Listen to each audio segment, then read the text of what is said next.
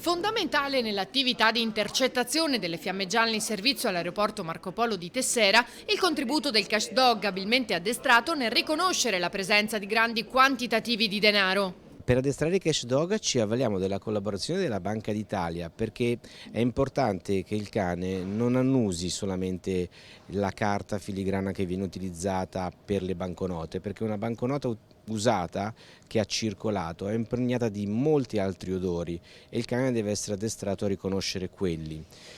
Quindi ci avvaliamo della collaborazione della Banca d'Italia che ci concede,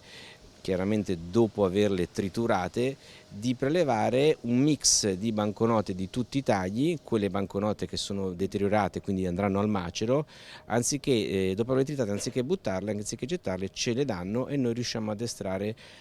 diciamo, a mantenere l'addestramento. Questi cani sono pochissimi. In Italia ce ne sono solamente 8, quindi noi siamo fortunati perché all'aeroporto Marco Polo ne abbiamo uno, tra l'altro di recentissima assegnazione, quindi ha una prospettiva di lavorare con noi ancora molto alta. Questo perché il Marco Polo è un crocevia importante. Il turismo anche di Venezia è un turismo che si presta ad avere personaggi, insomma passeggeri anche con disponibilità economiche notevoli e quindi l'aeroporto Marco Polo, per quanto riguarda il contrasto all'illecita circolazione transfrontaliera, in Italia è uno degli aeroporti che ha dei risultati maggiori. Quindi il cash dog per questo viene tenuto qui. Ovviamente non è un cane esclusivo dell'aeroporto, in attività di indagine laddove ci sia da ritrovare del denaro magari occultato dai imprenditori è possibile che il cane venga concesso agli altri reparti del corpo